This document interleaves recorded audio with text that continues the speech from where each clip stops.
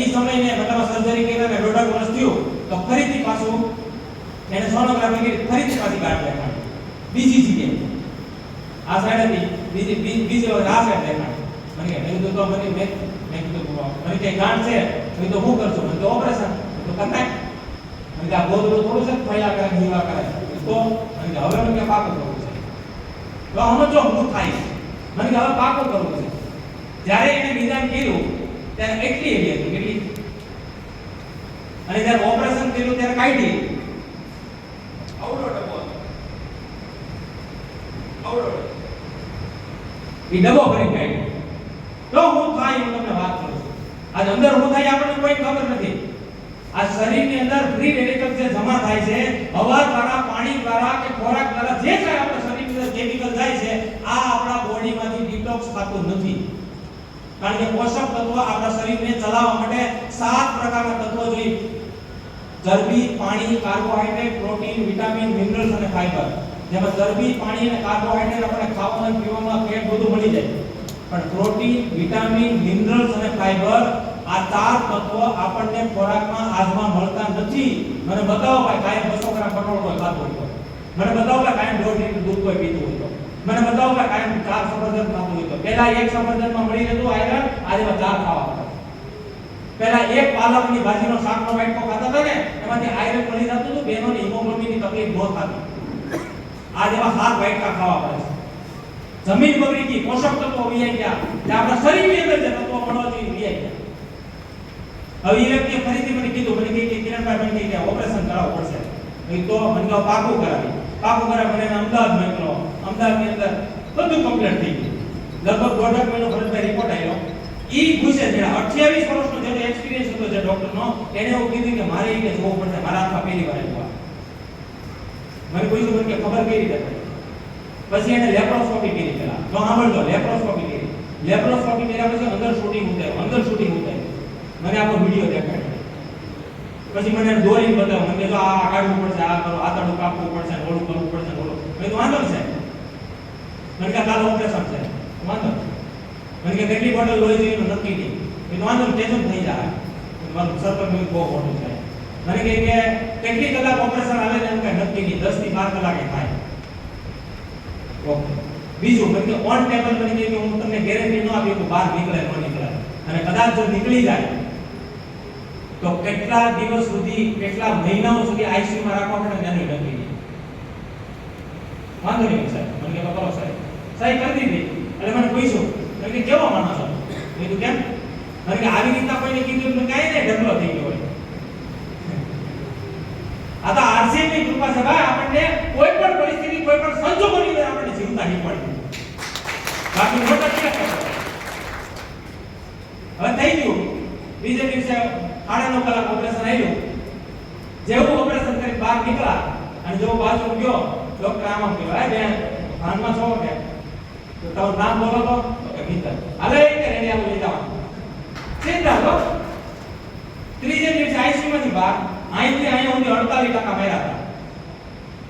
11મા દિવસે હાલી ત્રીજે માળે રેડી ઉતરી ગઈ અને હાલી રેડી તો ઉતરી ગઈ મને એવું કીધું હતું કે 1 વર્ષ સિવાય મને પથારીમાંથી ઊભી નહીં થાય અને ત્રીજે મહિને અમદાવાદ થી મહુવા 300 કિલોમીટર માઇન્ડ પાવર પ્રોગ્રામમાં આવી મારી ભેગી આખો દિવસ ભેગી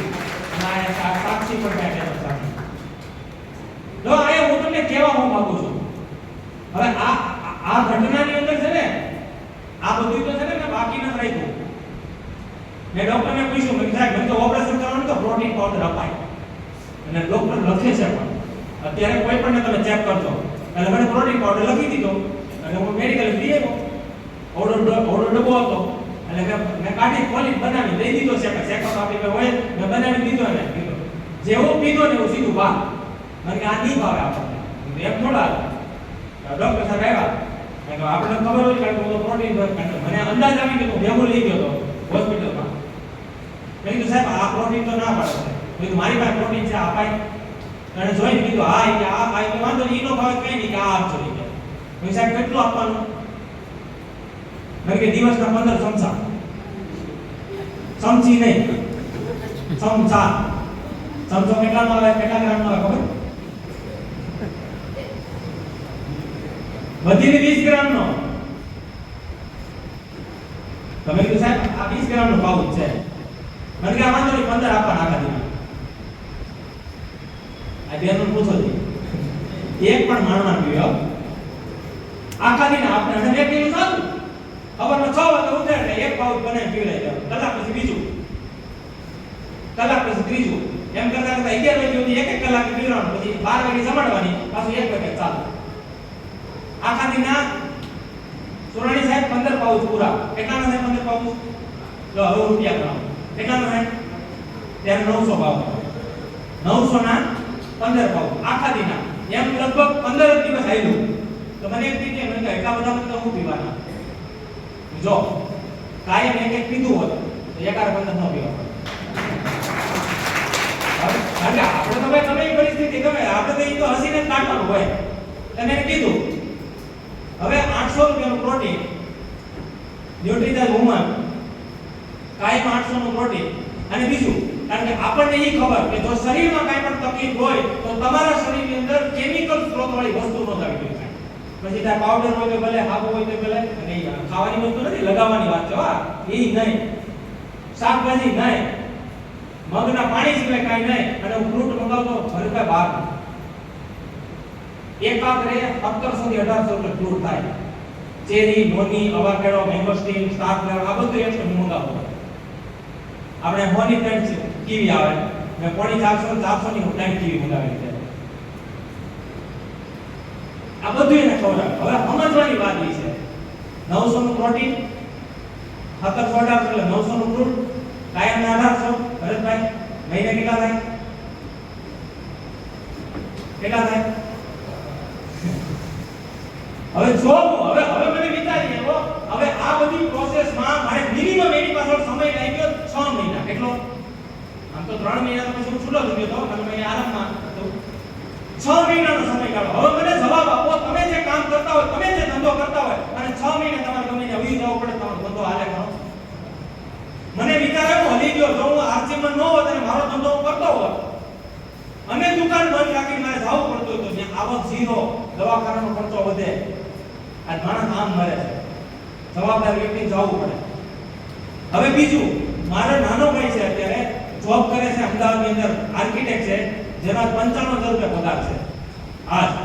હવે હું જ્યારે મારી સાથે હતો ને, મારી સાથે બેઠતો ને, એટલે ઘણી વખત એને જોયું આરસીમાંથી જે કમિશન ટ્રાન્સફર થાય ને 93,000, 98,000, 1,08,000, મને પૂછે મને કે હેના પૈસા આવે? મેં તો આરસીએમ ના. મને કે તું તો મહિનાથી અહીંયા છો? મને કે તોય આવે? મેં તો હા. કારણ કે જો ઈ બંધ થઈ ગયો હોત ને તો અહીંયા હું ખર્ચો ન કરે. મારા બાપા મને એવું કહી દે કારણ કે કદાચ મંગાવું ને તો 1 મહિનો આપે, 2 મહિનો આપે, પછી હું કે ખબર આ ધંધા રહેવા દે, 1.5 કિલો સફરજન લઈ આવી ખવડાવી દે. સમજાય છે તમને? આજે આરસીએમ ની ઇન્કમ હતી, આ રોયલ્ટી હતી ભાઈ. આજે ઇન્કમ હતી, હું કર્યું મેં કામ સાહેબ. મેં એવો પ્રયત્ન કર્યો કે મારી સાથે જેટલા પણ સાથી છે એના ઘરની અંદર 100% સામાન પ્રયત્ન કરવા વાપરવા માટે. મારા ઘરની અંદર 100% સામાન વાપરું. હું એક પણ પ્રોગ્રામ નો છોડું, દરેક પ્રોગ્રામ ની અંદર મારી ટીમની અંદર દરેક સાથીનો પહોંચાડું.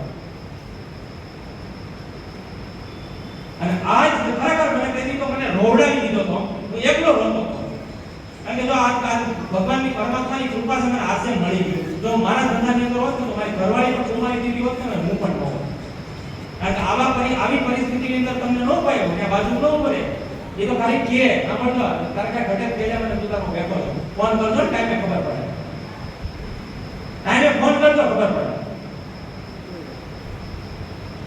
મને હું કદાચ નતો ને ધંધામાં તો મને મારા બાપુ જેવું કીધું તો મને જે ઘટે જ્યાં જવું પડે ત્યાં બોલજે મને તો બેઠો.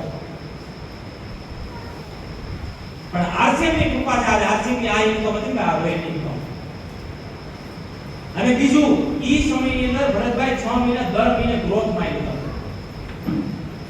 અરે તાજી વાત કરું, હું ડિસેમ્બર મહિનો ઘરમાં બેઠો, જાન્યુઆરી મહિના ભીલવાડા સિવાય કઈ નથી, એ ફોરવીક આવ્યો.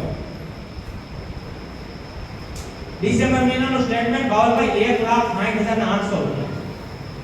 ઇન્કમ ની વાત કરીએ ભાઈ, તમને લાગે ને કે શું કરવું પડે, રોયલ્ટી માટે શું કરવું પડે, સુધરવું પડે, બીજું કાંઈ નથી. બાકી આને શીખવાડવું ન પડે, બેનર કઈ કહેવાનું હોય કે આવું કેમ બનાય, શાકમાં મરચું કેટલું નાખવું એ શીખવાડવું ન પડે કોઈ, કપડા કેમ પહેરવા શીખવાડવા પડે કાંઈ કોઈને. આની કોઈ ટ્રેનિંગ હોય. હું ઘણી વાર પીપીટી બનાવું બનાવ્યું તો મને વિચાર આવે કોની હાટું બનાવું કોને કેવા હાટું બનાવું એટલે સાહેબ ટોટલ પ્રોડક્ટ એવી છે આજે સાહેબ જિંદગીની અંદર તમે ડાયાબિટીસ આજે ડોક્ટર આખી જિંદગી એમ કહે કે તમારે કોઈ રિવર્સ ન થાય 15 વર્ષથી ઇન્સ્યુલિન જે લોકો લેતા હતા ને રિવર્સ થઈ જાય અને પાછું હું ખબર આમળા કુવારપાઠું ગળો કારેલા જાંબુ મેથી આવી બધી વસ્તુ બોલો તેની બોટલ તો હું પી ગયો મજા આવે એવું આપણને શુગર નથી પણ આવીને મારે ટ્રેનિંગ બનાવવી હવે ટ્રેનિંગ મારે બનાવવી પણ લવ લઈ જાઉં મને કેમ ખબર પડે યાર કેવી પ્રોડક્ટ બનાવી સાહેબ આની બાયોએજ છે આ બાયોએજ બધું લાગ્યા આ બાયોએજ એમઆરપી 1333 રૂપિયા ત્યારે 1500 હમણાં જીએસટી ઘટ્યા હતા 1333 રૂપિયા જો 30 ગોળીના 1333 રૂપિયા 1333 ની 13000 દેવાયા ક્યારે ખબર મને પહેલા દેખાડે મને કે આની અંદર મને કે આ ગોળી મને કે 1500 રૂપિયા મેં કોઈ દી ન દેવાય પણ ન્યુટ્રિશન સાયન્સ બુક અને વિટામિન્સ ની બુક માંથી 72 ઇન્ગ્રેડિયન્ટ્સ ને લખ્યા આની અંદર 16 પ્રકારના એન્ઝાઇમ છે તમારા શરીરમાંથી જે રીતના લાળ નીકળે લાળ સલાઈવા ગળામાંથી થાઇરોક્સિન આપણું જે સ્વાદુપિંડ છે ને એમાંથી જે ઇન્સ્યુલિનનો જે સ્ત્રાવ થાય આંતરડાની અંદર અલગ અલગ પ્રકારના 8 પ્રકારના સ્ત્રાવ થાય છે ખોરાકને પાચન કરવા માટે એવા 16 પ્રકારના એન્ઝાઇમ છે આ ટેબ્લેટમાં 10 કરોડ બેક્ટેરિયા છે એક ટેબ્લેટમાં સાહેબ 17 પાના લખેલા છે અને આ તમે બધા કેટલા ભાગ્યશાળી છો યાર તમારે 17 પાના લખવા પડે છે રેડીમેડ છે બધું અમારી વખતે તો YouTube એ નતું Zoom એ નતું પૂરું પડે નતું અને હું એટલા માટે તમને કહ્યું છે 100% સામાન મારા ઘરે આવી લો એક પણ કોમ્પ્રોમાઇઝ ન કરવો જોઈએ અને જો આપણે જો આની અરે ચીટિંગ કરી જતા તો કુદરતી રોયલ્ટી ચીટિંગ કરે કુદરત છે ને એ રોયલ્ટીમાં ચીટિંગ કરે મને હું મહેનત કરતો તો 6 મહિના વેઈ સાહેબ કેમ ખાતું છે આ ખાતું કેમ ને મને લુગડા બદલાવો તો લુગડા કાઈ બદલાવી એની આવશે એટલે મારી જેવો ગાંડો નહીં હોય કોઈ એક ઝાડને ભરત કામે ફેંકી દીધા એક જ ઝાડ તો એક આર ટાઈમ જોડે જીવાયો હતો આપણે પહેલા થતા આ સમર્પણ અને વફાદારી અને આ વફાદારી હોય ભાઈ તો આપણા માટે કામ કરે તો પ્રકૃતિ મને રોયલ્ટી આપે રોયલ્ટી પ્રકૃતિ મને તો જ આપે બાકી બદલવાની વાત નથી ભાઈ આરસીએમમાં જે અભિયાન હતો છે ને આ પ્રોડક્ટની આ બધી આપણે અત્યારે જે વાત કરી ને આ તો એક માધ્યમ બનાવ્યું આપણા માટે કે આની અંદર માણસ જીવે ત્યાં સુધી માણસને ટોટલી રીતે રિપેર કરવા માટે હવાથી લઈને સાંજ સુધીની વસ્તુ વાપરો ને અમારે તો એક ભાઈ એવું કહેતા કાઠી દરબાર છે આંખનું આંજણ તમે ગમે ની આંજણ તો કામ કરે તમને આંજણ હું કે આ બધું કે આંખનું આંજણ તમે ગમે ને આંજણ તો કામ કરે એવી પ્રોડક્ટ છે ગમે એ પ્રોડક્ટ તમે ઉઠાવો તમે માગો એવું તમને ટ્રેનિંગ આપી શકો પણ મારા ઘરમાં આજ મારે ડિસિઝન લઈને આવવો પડે કે હું અહીંયા ડિસ્ટ્રીબ્યુટર હોય તો ભલે અને પહેલી વાર આવ્યો તો ભલે 100% સામાન વાપરવા માટે તૈયાર હોય તો જ ભાઈ હું તમને જોઈન કરજો